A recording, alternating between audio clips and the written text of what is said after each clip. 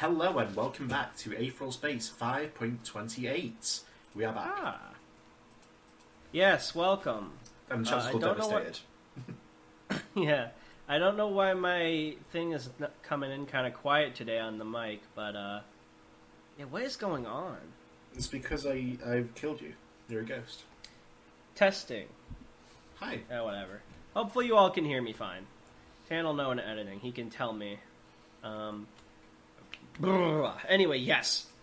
Last time, Dragon revealed Gemini World, which is when he recorded himself and Lily. He couldn't really sense anything because he no longer had a body or any senses, so he just kind of guesstimated when to come back. It made him all sick. They didn't really defeat Akamanto, but they made him really angry about something. Well, the roof. He mentioned something.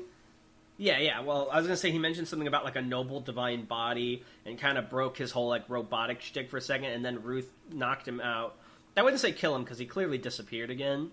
Yeah. But and then after that, Nail was like, "Why is everyone dying?" And then all of a sudden, the grin he showed up, and he was like, "Greena, is that you?" And presumably, she's about to fuck him up. And we're here. Yeah, well, that's it. Okay, let's do this. You ready? Yeah. Okay. Nail lifted his guardian entity, ready to fight, only to falter for a single moment. He'd recognized the face among their attackers. Not one of the three approaching him, but one who was moving through the army, finishing off those who would have probably died anyway. The eyes he saw above that cloak, he'd seen them thousands of times before. He could never mistake them. "Rena?" he mumbled. Even with how quietly he'd spoken, Rena had clearly heard him. She instantly stopped as the words left his lips, her gaze flicking over to look at him. Nail couldn't tell what the look in her eyes meant, I assume. What that look in her eyes meant. I missed that. Was it guilt or some sort of pity? He didn't understand anything that was happening anymore. For a moment, his eyes were locked onto hers, before the sound of one of his attackers stepping down awoke him once more to the present moment. The cloaked man in front of him lifted the hand holding a crossbow, finger curling around the trigger mechanism. Unlike Greena's gaze, the emotion in his eyes was clear. Hatred for a regulator was simple enough to recognize. Nail's legs shook beneath him, from both exhaustion and confusion. With the state his body was in right now, the idea of fighting was itself an utter farce. At the very most, he could deflect the first attack, but how he'd deal with the second and third, he had no clue. Sorry, I lost my place for a second. But he was a regulator all the same. He wouldn't allow himself to die disgracefully. He'd deflect that first blow, if nothing else. His attacker's finger tightened against the trigger just that extra bit, and... Wait! His heart jumped. Nail had only heard that hoarse, painful voice a few times in his life, but he'd mistake it nowhere. In the blink of an eye, Greena had appeared behind the man about to shoot Nail, a warning hand resting on his shoulder.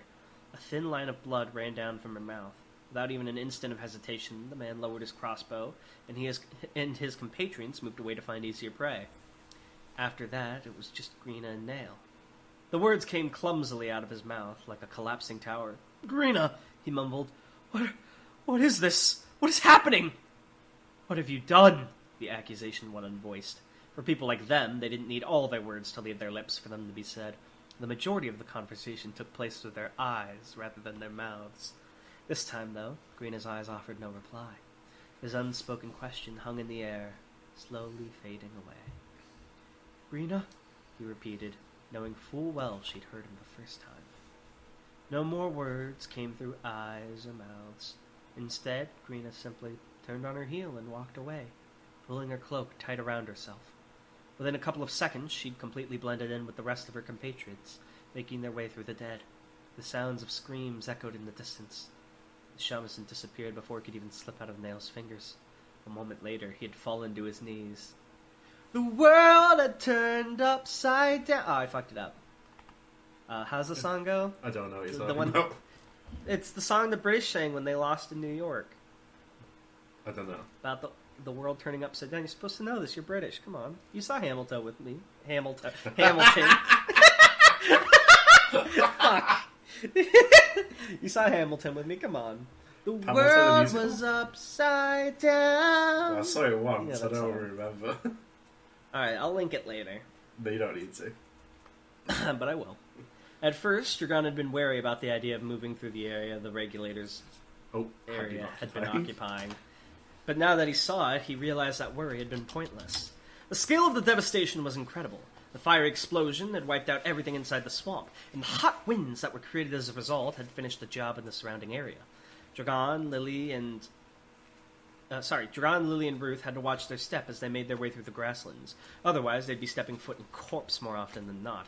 Dragon held his hand over his mouth the entire time, as did Lily. The smell of burning human was all-encompassing, too, like an invisible miasma hanging over the area. Ruth seemed to handle it better, striding forward at the head of the pack with a resolute gaze. Dragon didn't much want to think about the implications of that. "You sure we shouldn't wait for Skipper?" he said, mostly to break the silence more than anything else. "He was up in the sky fighting that Akamanto thing. He shouldn't have been caught in the blast at all." Ruth shook her head without looking back. "He won't be hurt, but he'd have been blown away by the explosion. You did that to give everyone a chance to escape, right? If we wait around too long, we'll just end up in the same bad situation. He'll find us." There was a confidence in her voice that Dragon hadn't heard before. What exactly had happened since they'd last parted ways? He'd love to find out, but he supposed right now wasn't exactly the time for a recap. "Okay," Dragon nodded before glancing towards Lily. "What's our next move, then? I'm assuming you know where that tunnel comes out." "Oh, hello?" Hey. "Hello?" Hi. Sorry, my windows made the sound like my internet went down, so I was panicking. "Closer again to Corin," Lily mumbled, rubbing her chin in deep thought. She'd been doing that a lot since they'd escaped the swamp. Back in the expansionist days, it was used to smuggle goods between the city and the country. Dragon narrowed his eyes. "Something on your mind?" "If you're asking that, I'm willing to bet it's because you know there's something on my mind." "Yep. Something on your mind?" Lily closed her eyes, sighed for a moment. "I was just thinking this is a golden opportunity. Don't know if that sounds bad or something because of..." She waved out a vague hand. "Because of all this, but, you know, we hold the advantage now. We have the numbers, and for the moment, they don't." Ruth glanced over her shoulder. "What are you thinking we do with the numbers?" "Go for the city," Lily replied without missing a beat. Her eyes were stone. "Rush the central government in Corin and seize hold of the regulator's headquarters. Once we're in control there, we can turn our temporary advantage into a permanent one. Corin's equipped to handle a siege if it comes to that, after all." Dragon furrowed his brow. "That'll turn against you, though. To get into the city, wouldn't you need to siege it yourselves?" She shook her head. "I told Ruth about the secret ways to get into the city, ways only the regulators know about. If we use those routes, we can get our troops into the city and seal off the secret entrances behind us. Do the whole thing all stealthy, you get me?" Dragon stopped, barely avoiding stepping on a charred pile of skin. He exchanged a look with Ruth, the doubt in both of their gazes evident. This wasn't exactly the most foolproof plan, being brutally honest. It seemed like it had been come up with in the few minutes just before Lily had voiced it. Before he could open his mouth to protest, however, Lily interrupted. "This is good for you guys, too," she said hurriedly. "You're pretty much stuck here right now, yeah?" "Yeah," Dragon replied. "There's a starship thing underneath Corin, right? If you want to get off this planet, don't you need that? There's no way you're getting access to it from the regulators." This was a fairly obvious attempt at manipulation, but infuriatingly enough, every single word of it was true. So far, most of their time on this planet had been spent avoiding the aggression of the regulators, but if they wanted to make it off this backwards rock, they had no choice but to turn the chessboard around. Attack instead of defense. Pursuit instead of evasion. In answer to Ruth's continued stare, Dragon subtly nodded. For the moment, at least, they'd play along. "We'll go along with you for the moment," Dragon said out loud after thinking it. "Keep in mind, though, if it looks like the whole thing's going to fall apart, we're making a run for it. If it comes down to it, we can find another way out of here." They couldn't find another way out of here. They were all painfully aware of that fact. Even so, though, Dragon felt the need to hold back just a little to preserve his pride. Lily folded her arms, nodding in assent. "Fair enough. This isn't your fight, after all," she said, beginning to look up. "Since that's settled, then, we'll start by..." Her voice trailed off as she looked off into the distance, eyes widening in surprise at what she saw. Ruth was already looking in that same direction, her gaze narrowed in suspicion. As Dragon followed their line of sight, he too saw what was approaching them. A lot of seeing going on here. A young girl in intricate white and gold robes, with a veil hanging over her face, staggering over the bodies as she wandered towards them. Hello?"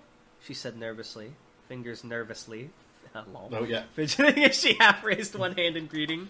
I'm not sure what's going on. Can you help?" Lily's shocked expression twisted into a smirk. "Good fucking lady," she whispered. "What are the chances?" Popcorn, because my throat is, on fire. No worries. Prestigarth was alive. He was sure of that, if nothing else.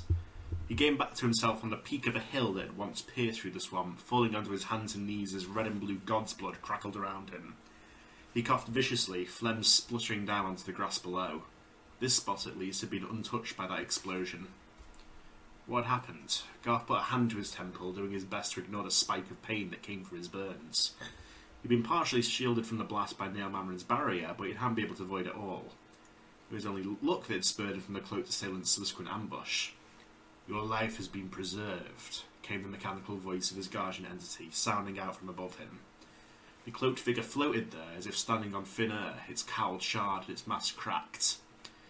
Despite all that superficial damage, the blue eyes of the entity continued to stare down at him impassively. The children of God's blood were as sturdy as ever, it seemed. Garth picked himself up off the ground, brushing some of the dirt and soot from his sleeves. "Well done, Akamanto," he grunted, standing up to his full height. "You transported me away from there?" "That is correct," Akamanto bowed. "I took hold of you and travelled through the God's blood until we reached this destination. Your life was thus preserved." Garth nodded to himself. That had been the correct course of action, no matter how much it pained him to abandon his men.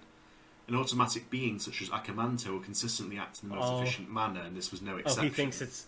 This proves Garth thinks it's automatic as well, so it's like deceiving him. So long as Garth continued to live, the chain of command would be re-established. A tree could grow back from a single seed, and an army was much the same. Still, a troubling thought occurred. "The good lady?" he asked. Akamanto maintained its bowing posture. "I was unable to locate her in the brief time this was available. My apologies. It is possible she is dead or captured." Garth put a hand to his chin. If she was dead, that was unfortunate, but it also meant there was no point wasting time in searching for her. If she was alive, his enemies would likely seek to use her as a hostage, in which case the opportunity to reacquire her would no doubt come again soon, especially with the nature of her guardian entity. No matter which of those scenarios were true, seeking her out now, in such a weakened state, would be extremely foolish. Best to leave her as she was for the time being. Garth cleared his throat, expelling the last of phlegm that had built up during his rematerialization. Then he turned back to Akamanto, his finally rising up out of its bow. "Akamanto," he asked, "are you capable of further transportation?" The guardian entity replied without hesitation. "In terms of combatability, I am at less than peak performance. One of the enemies was capable of flight and damaged me heavily. My transportation functions are working perfectly, however. Was there a destination you had in mind, sir?" Garth's face hardened. Oh no! Given the temperament of the enemies he faced, the next move after such a victory would be obvious. His best chance to re-establish his dominance after such a farce would be to invalidate that plan before it could begin. "Get me back to Corrin," he commanded, "as soon as possible." I can't believe Garth can instant transmission. That's so shenanigans. It's the same kind of stand as Gemini Worlds. Yeah, but he can, like, move during it. Dragon can't even do that. He can't do shit. He did move during it, but he didn't do it on purpose. Right. He's not good enough at it yet. Why was Akamanto so pissed? Why did he say that they were divine and noble? Because they weren't. He wasn't pissed at Dragon necessarily. Like, you have to keep in mind who he was, like, attacking at the time. Wait, who was he attacking? Well, he was trying to strangle someone. It wasn't Dragon. Oh, Lily. Lily's noble? Well, that's not what he said. He was, like, pissed off at her. But why? Because he said it was because they turned a noble body into, like, Aether or something. We'll have to find out what he meant by this. Who knows? For now, though, this is the end of this Aetheral Space. As always, guys, if you enjoy Aetheral Space, go to As Royal an automatic Road. being, we can assume that Akamanto's words meant nothing. Damn. Go to Aetheral Space, leave a review, tell your friends about it. I wanted to try something. Right. I was going to look up Dragon Hadrian. Okay, so when you look up Dragon Hadrian, let me see what happens if you look up Aether. You probably won't get Aetheral Space. Yeah, no, you get other shit. Yeah, From of course. Genshin Impact. That's a shame. I was going to New say... Genshin once Impact character Dragon Hadrian. Once there's enough, like, search relevance where, like, looking up stuff brings, will lead back to Aetheral Space, and talking about it on social media will probably help make it, like, exponentially gain popularity, because that's how a lot of things get popular, right? Like, think of Squid Game. That kind of went viral on Twitter, and then everyone started watching it. I mean, obviously Squid Game's good as well. It helps when the source material is good, but that's not a problem with Aetheral Space, baby! But, like, once it's at a point where when you search things that people would talk about, they would pop up to Aetheral Space, we should probably, like, try to market it on social media a bit so it gets more attention. Yeah. Send this to 5 of your friends, or else Dragon Asia will kill you in the night. Yeah, send the Royal Road link to 5 of your friends that like to read. Make it a chain link. Or else Akamanto will come for you. Exactly. Start an Aetheral Space Discord server that we have no rights to. Create a fan club. Yeah, do whatever you want in this world. For now, however, I will... What's this? What do you mean? Did you put your web serial on iHeart.com, like podcast? No. Oh, it's because on your... What is this? Our podcast is posted everywhere, man. It doesn't matter.